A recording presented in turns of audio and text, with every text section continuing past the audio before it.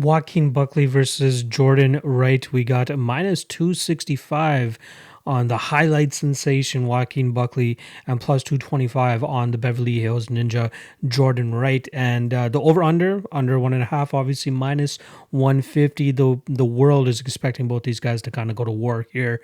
Fight doesn't go to decision is minus 505. Let's start off with the Beverly Hills Ninja, who used to be the butt of the joke going into the Contender Series when he lost 40 seconds into that fight against Anthony Fluffy Hernandez. Going into that fight, though, he was 9-0, going out there and completely starching everybody that was in his way. But once you really look into the guys that were in his way, you start to see why people were calling him King Can Crusher. So in 9 of those fights, all 9 of his opponents combined for 8 wins. 8 wins, 9 opponents. How many losses? 5, 15, 36, 41, 9, 8, and 41. There's a reason everybody called him King Can Crusher. Let's try to say that quick 5 times. King Can Crusher, King Can Crusher, King Can Crusher. Anyway, there's a reason everybody called him King Can Crusher going into that Anthony Fluffy Hernandez fight. So obviously he goes out there, loses that fight. Then he comes back. He takes a year and a half off, changes his training camp. He was initially at Jackson Wink, moves over to a gym called Dynamics MMA. I believe they are located in California. Let me just confirm that real quick. Yeah, they're in Los Angeles, California. Well, you would hope somebody nicknamed the Beverly Hills Ninja to be, in California.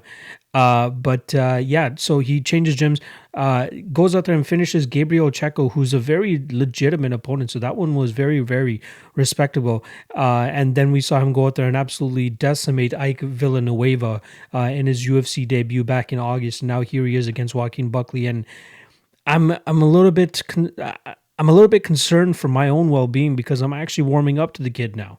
You know what I mean? He used to be, like I said, he used to be the butt of the joke, but now he's somebody that seems like they have a little bit of talent. You know, he moves well. He's strong. He's big. He's fast. He has decent technique. The thing before always used to be, okay, he doesn't really have the greatest competition. And it seemed like once there was finally somebody that could go out there and challenge him, kind of like Anthony Hernandez, he would kind of wilt.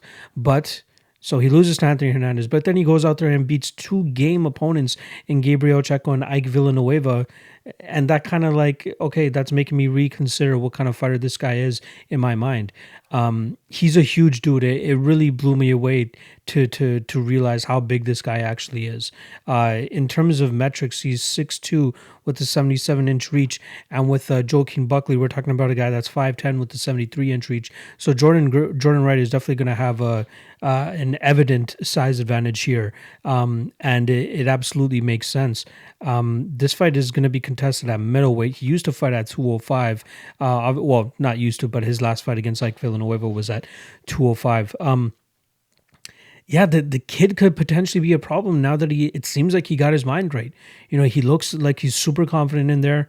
It looks like he knows that he belongs there, which I believe is a huge part, especially in MMA. Like, a lot of people don't talk about it as much, but the mental game is huge. Like, if you don't believe that you belong there, then you're not going to really perform to the best of your abilities, and you're just going to be like, okay, you know, I didn't really end up belonging here after all. But this fight against Joaquin Buckley is going to show us a lot about Jordan Wright and if he's actually there, because I believe this will be one of the first opponents that can match kind of his athleticism, his speed, and is not scared of him. That's one big thing that I believe he had an advantage of over most of his opponents earlier in his career. Joaquin Buckley, on the other hand, let's just finish up with Jordan though. He, you know, like I said, explosive, good footwork, taekwondo background. I believe he has, moves in and out very well, solid kickboxing. Still want to see more of his jiu-jitsu, but he does have a couple of chokes on his record, but again, against questionable competition. So that's something I'd like to know more about.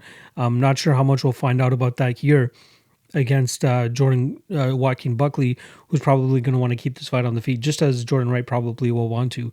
I'm not counting out the fact that we might see Jordan Wright take this to the ground to potentially have a bigger advantage there. But Joaquin Buckley has shown decent get-ups in his past. This one's tough. I think, first of all, I think the line is a little bit too wide. And I think it's a little bit skewed due to the impact that his last knockout has. He instantly became a viral sensation. Let's not forget, going into that Impa Kasanganay fight, he was the one that was the plus 210 underdog going into the fight, right? Now it's Jordan Wright, Jordan Wright. Why do I always want to say Griffin? Anyway, it's Jordan Wright now going in there as the massive underdog, and it makes no sense. Like, Joaquin Buckley, yeah, he has some knockout power, but he seems sometimes when he's dealing with guys that give a little bit more of a, or are bigger than him, he kind of falters in trying to close the gap and land those big shots. He had that issue with Kevin Holland. He obviously took that fight on super short notice, but we could see in that fight that, when Kevin Holland was fighting at distance and moving a lot, it was a lot harder for Joaquin Buckley to really land those big bombs. Obviously, the Kasanganay fight, from right off the bat, we could tell, okay, this fight was widely incorrect in terms of the odds, as Joaquin Buckley definitely went out there and took the first round. And then in the second round, he goes out there and throws that jumping, spinning back kick, which, again, makes him a complete viral sensation. Now, I think just like another fight later on in this card, the odds are just heavily skewed due to the last performance of this of a fighter. Now, here with Joaquin Buckley, obviously that kick makes him so famous now that everybody wants to go out there and bet him and think he is a knockout sensation, that everything that he touches is just going to fall asleep now. And there are questions about Jordan Wright's durability. Obviously, Fluffy Hernandez was able to put him out with relative ease in 40 seconds, but has he made any improvements in that? We're not sure. The play that I'm looking at here is actually the under 1.5, as I do believe this new style of Jordan Wright that we're seeing is he kind of really initiates the strikes and really wants to make his opponent work and kind of intimidate them with the power that's coming his way. And man, I think that we might see Wright kind of successful in keeping away from the power of Joaquin Buckley. Like, I think we'll see him use more kicks. I think we'll see him kind of teep Joaquin Buckley a little bit more.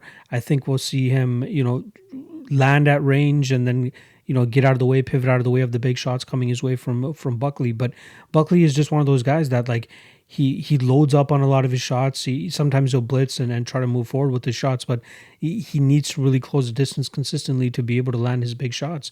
And Jordan Wright, in my opinion, does a decent job of getting out of the way of big strikes and moves quite well. So I think this fight should be lined much, much closer. Now, do I have the balls to go out there and bet Jordan Wright? I'm not 100% sure about that. What I would probably bet, though, is the under 1.5, as I do believe Jordan Wright has a ton of power that he could absolutely land on Buckley and put him out. Kevin Holland, not really known for the greatest amount of power, but he was able to do it. Obviously, that was more of an accumulative amount of damage that he had to endure to finally get knocked out in that third round. And then Jackie Gosh was one that put him out. That was over 4 years ago, though. So, both guys have been put out. Both guys have immense power, but I do think that Jordan Wright could come with a better game plan to land his power shots to greater effect without taking as much damage in return.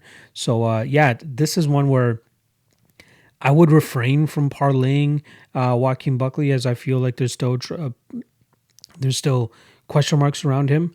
But this is a fight where we'll truly see, where Jordan Wright is, because Ike Villanueva, decent opponent, but he doesn't have the type of bravado or intimidation factor that was really needed to see if it would shake Jordan Wright. Like, Jordan Wright knew he had him mentally, physically, athletically, and every facet of the game. Jordan Wright had Ike Villanueva beat, and he did exactly that once he stepped into cage. Now with Joaquin Buckley, he can match Jordan Wright in some of those spots.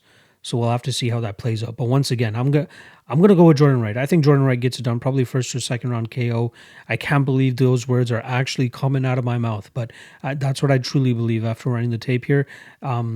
Again, a lot of recency bias here on Joaquin Buckley and him being a viral sensation. But Jordan Wright might be able to get a viral sensation of his own going here against Joaquin Buckley. So once again, I'll go with Jordan Wright to win this fight, probably in the first or early second round. But yeah, please do not parlay Joaquin Buckley in the spot, because I believe that line is just far too skewed due to that crazy finish that he had of Impa Kasanganay. And everybody, say it with me. It's Impa Kasanganay. All right. Once again, let me finish off this prediction for you guys. Jordan Wright via first or second round KO.